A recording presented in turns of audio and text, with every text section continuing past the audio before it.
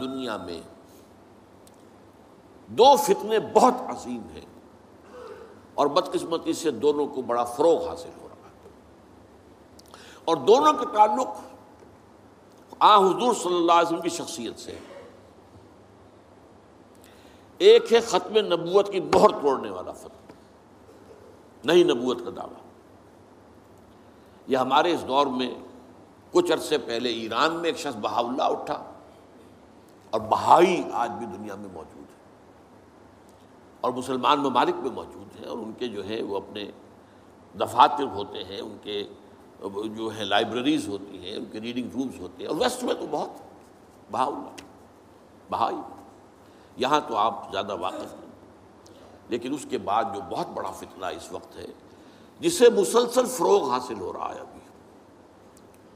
اور اسے وہ اپنی صداقت کے دلیل کے طور پر استعمال کر رہے ہیں، کیونکہ پوری مغربی دنیا ان کے پشت پر ہے، وہ ہے قادیانیت کا فتنہ۔ پوری مغربی دنیا، آج آپ کو معلوم ہے پورا مغرب لفظ جہاد سے کانپتا ہے، جہاد کو گالی بنا دیا، جہادسٹ۔ یہ گویا کہ ان کے نزدیک کسی کو کنڈیم کرنا ہو تو جہادسٹ ہے یہ۔ تو یہ جہاد،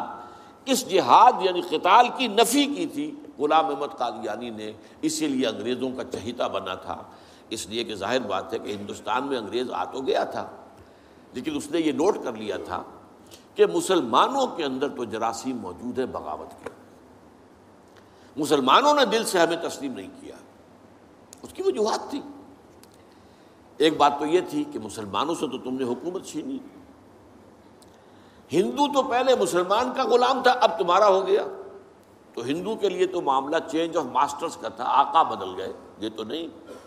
کہ وہ حاکم سے محکوم بنایا گیا ہو، جبکہ مسلمان حاکم سے محکوم بنائے گئے تو ان کے اندر تو لازماً ایک بدلہ لینے کا جذبہ، انتقام کا جذبہ، اپنا کھویا ہوا مقام حاصل کرنے کا جذبہ جو ہے وہ موجود تھا۔ چنانچہ یہی وجہ ہے کہ حضرت سید احمد شہید بریلوی رحمۃ اللہ علیہ کی تحریک چلی، اگرچہ بہرحال مشیت ایز دی، اور کچھ ان کی بھی اجتہادی غلطی سے وہ ناکام ہو گئے، دنیاوی اعتبار سے بالا کوٹ میں شہید ہو گئے، لیکن یہ ہے کہ اس نے ایک سور پھونک دیا تھا مسلمانوں کے اندر جہاد کا۔ ان کے بعد بھی طویل عرصے تک اس علاقے کے اندر انگریزوں کے خلاف جو ہے وہ جہاد جاری رہا ہے، مسلسل جاری رہا ہے، اور اس کے بعد آپ کو معلوم ہے کتنے ہی علماء تھے جو پھانسی چڑھائے گئے ہیں، جن کو جو ہے کالا پانی بھیجا گیا ہے کہ علماء نے اس کو جو ہے دارالحرب قرار دے دیا، اور دارالحرب کے اندر رہتے ہوئے مسلمان کے لیے فرض ہوتا ہے کہ وہ اس دارالحرب کو جو دارالاسلام بنانے کی جدوجہد کرے۔ یہی وجہ ہے کہ 20ویں صدی کے آغاز تک بھی ہمیں سراغ ملتا ہے وہ ریشمی رومال کی تحریک۔ میرے نزدیک جو 14ویں صدی ہجری کے جو مجدد تھے حضرت شیخ الہند رحمۃ اللہ علیہ اسیر مالٹا، ان کی ریشمی رومال تحریک جو تھی وہ یہی تھی، ایک تدبیر تھی، بہرحال وہ نہیں چلی، ناکام ہو گئی، یہ دوسری بات ہے۔ تدبیر یہ تھی کہ ادھر ترکوں سے کہا جائے اس وقت تک ابھی خلافت عثمانیت باقی تھی، یہ تو 1924 میں ختم ہوئی ہے، اور یہ میں بات کر رہا ہوں 1915 کی، کہ وہاں کسی کو بھیجا جائے کہ ادھر سے ترک جو ہے وہ حملہ آور ہو، افواج آئیں، اور ادھر افغانستان بھیجا جائے کسی کو، وہاں سے افغانستان سے مسلمان حملہ کریں اور ادھر اندر سے ہم بغاوت کریں تو انگریز کو یہاں سے اٹھا کر پھینک دیں۔ لیکن بات جو تھی، پھر میں کہوں گا مشیت ایسی کا بھی معاملہ ہوتا ہے۔ حضرت شیخ الہند خود گئے تھے ترکی سے مدد لینے کے لیے، پہلے وہاں حجاز گئے، اس لیے کہ حجاز میں ابھی مدینہ منورہ میں ترک گورنر موجود تھا، ابھی جو ہے وہ شریف حسین جو تھا جس نے بغاوت کی تھی ترکوں کے خلاف، مکے پر تو اس کا قبضہ تھا، مدینے پر نہیں تھا، تو وہاں گورنر جو ہے ترکی کے خلافت عثمانیہ کے موجود تھے، ان سے ملاقات کی اور آگے جانے کا فیصلہ بھی تھا۔ لیکن اسی اثناء میں مخبری ہو گئی، اور شریف حسین والی مکہ نے، جس کی یہ نسل ابھی تک چل رہی ہے، یہ جو اردن کا بادشاہ بیٹھا ہوا، یہ اسی کا پڑ پوتا سمجھ لیجئے، یا پڑ پوتا یا سگڑ پوتا، یہ وہ نسل ہے ہاشمی، ہاشمائٹ۔ تو اس نے حضرت شیخ الہند کو گرفتار کر کے اور چاندی کی تشتری میں رکھ کر انگریز کو پیش کر دیا، یہ آپ کا باغی یہاں پر آ کر اور آپ کے خلاف سازشیں کر رہا ہے۔ اور دیکھیے انگریز انہیں کہاں لے گیا، مالٹا، میڈیٹرینین سی کا ایک جزیرہ، بحیرہ روم کا، آخر ہندوستان میں بھی تو واپس لا سکتا تھا، ہندوستان کی کسی جیل میں نہیں۔ اقبال کے نفس سے ہے لالے کی آگ تیز، ایسے غزل سرا کو چمن سے نکال دو، تو وہاں رکھا ہے انہیں 4 سال وہاں پر وہ، اور ٹی وی جو ہے وہ اپنی آخری حد کو پہنچی ہے تو چھوڑا ہے کہ ہماری اگر قید کے اندر یہ انتقال ہو گیا ان کا تو پھر طوفان اٹھ جائے گا۔ تو ایک فتنہ تو یہ ہے جو ختم نبوت کا، چونکہ اس قتال کے خلاف فتویٰ دیا تھا، دین کے لیے حرام ہے اب دوستو قتال، قتال فی سبیل اللہ ختم ہو گیا، لہذا انگریزوں نے ان کا چہیتا بنا، ان کے فتنے، آج بھی پورا ویسٹ جو ہے یورپ میں، امریکہ میں، انگلینڈ میں آج کل ان کا مرکز ہے، اور ان کے خطبے جو ہیں اس کے امام جو کہلاتا ہے خلیفہ، وہ آپ کو معلوم ہے کہ وہ سیٹلائٹس کے اوپر جو ہے وہ نشر ہوتا ہے۔ دوسرا فتنہ جو ہے جو اپنی تاثیر کے اعتبار سے اس پہلو سے اس سے بھی زیادہ خطرناک ہے کہ وہ زیادہ پھیل رہا ہے اور اس کا ادراک اور احساس نہیں ہے۔ ختم نبوت کا معاملہ تو ایسا ہے جو اتنا واضح ہے، کسی کا نبوت کا دعویٰ کرنا اتنا واضح ہے کہ ہر مسلمان سمجھ لے گا کہ واقعی وہ تو دائرہ اسلام سے خارج ہو گئے، اور جو اسے مانے وہ دائرہ اسلام سے خارج۔ چنانچہ یہ فیصلہ جو ہے ہمارے ہاں آپ کو معلوم ہے سرکاری سطح پر، حکومتی سطح پر، ریاست کی سطح پر، پارلیمنٹ نے طے کیا کہ قادیانی خواہ وہ ربوائی ہے اصل قادیانی، خواہ وہ لاہوری ہے جو لاہوری احمدی اپنے آپ کو کہتے ہیں، وہ دونوں دائرہ اسلام سے خارج ہیں۔ لیکن یہ دوسرا فتنہ وہ ہے کہ جو اندر ہی اندر جیسے دیمک جو ہے لکڑی کو کھا جاتی ہے، ان کا یہ فتنہ ہے انکار حدیث کا فتنہ۔ قرآن مانیں گے، قرآن کو سمجھیں گے، حدیث ہاں ٹھیک ہے، حدیث اپنی جگہ ہے، اس میں اخلاقی تعلیمات جو ہیں ان کو ہم سر سے سینے سے لگائیں گے، لیکن مطاع جو ہے حضور کی ذات صرف اپنے زمانے کے لیے تھی، بعد کے لیے نہیں۔ میں نے جو آج آپ کو آیات سنائی تھی، قل اطیعوا اللہ واطیعوا الرسول، اے نبی کہہ دیجئے اطاعت کرو اللہ کی اور اطاعت کرو رسول کی صلی اللہ علیہ وسلم۔ فَإِن تَوَلَّوْا، پھر اے نبی اگر یہ پیٹھ موڑ لے، فَإِنَّمَا عَلَيْهِ مَا حُمِّلَ وَعَلَيْكُمْ مَا حُمِّلْتُمْ، تو ان سے کہہ دیجئے، انہیں یہ بات بتا دیجئے کہ جو ذمہ داری ہم نے ڈالی اپنے رسول پر وہ اسی کے مسئول ہوں گے، جو ذمہ داری تم پر پڑی ہے اس کے مسئول تم ہوگے۔ وَإِن تُطِيعُوهُ تَهْتَدُوا، اور اگر تم ان کی اطاعت کرو گے تبھی تم ہدایت پر ہوگے۔ دوسرا سورۃ تغابن کی آیت میں نے آپ کو سنائی تھی، وَأَطِيعُوا اللَّهَ وَأَطِيعُوا الرَّسُولَ فَإِن تَوَلَّيْتُمْ فَإِنَّمَا عَلَىٰ رَسُولِنَا الْبَلَاغُ الْمُبِينُ، اطاعت کرو اللہ کی، اطاعت کرو رسول کی صلی اللہ علیہ وسلم۔ پھر اگر تم نے پیٹھ موڑ لی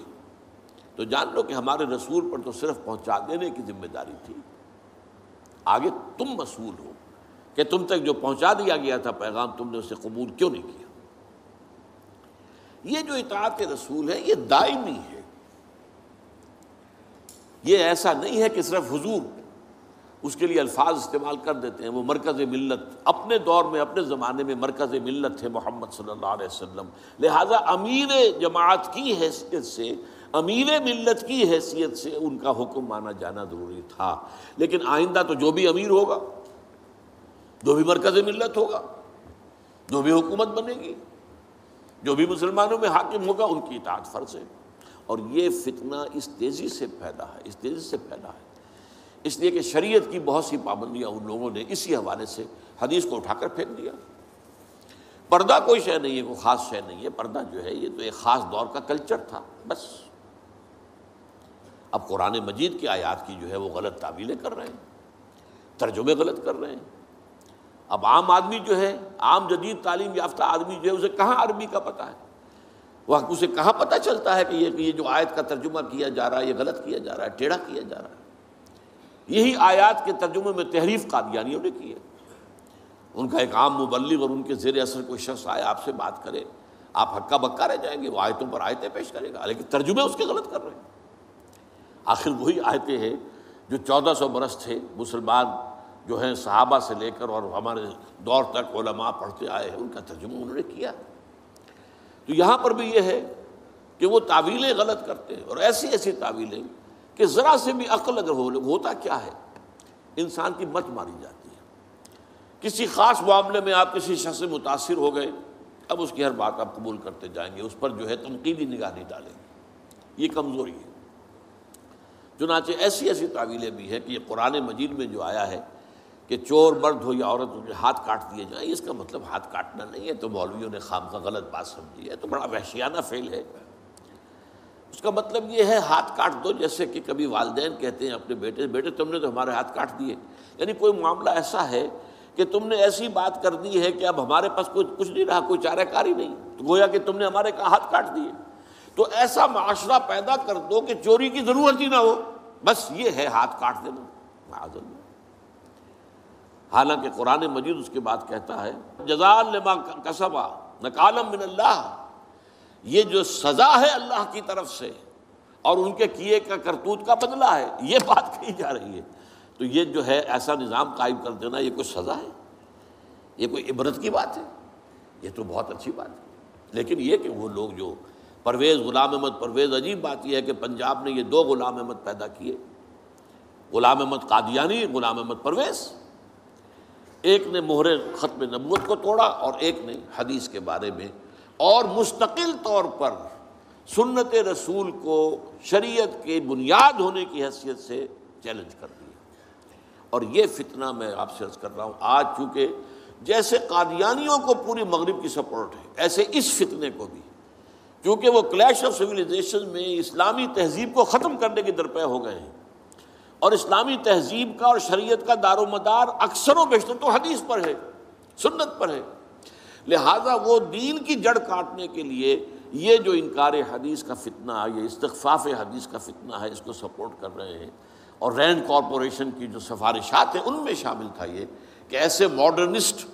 کہ جو اسلام کی ایسی تعبیریں کریں جو ہماری تہذیب کے ساتھ مماثل ہو جائیں، تو ان کو سپورٹ کیا جائے اور انہیں خاص طور پر الیکٹرانک میڈیا پر انہیں ایکسپوجر دیا جائے، اور آج یہ ہو رہا ہے پاکستان میں بڑے پیمانے پر۔ تو یہ جو ہے اس اعتبار سے آج زیادہ ضرورت ہے کہ ہم حدیث نبوی کا مطالعہ کریں، تاکہ اس کی عظمت جو ہے وہ ہمارے دلوں میں جاگزیں ہو جائے، اور حضور صلی اللہ علیہ وسلم کے ساتھ ایک محبت کا اشتوا جو ہے رشتہ مضبوط ہو جائے۔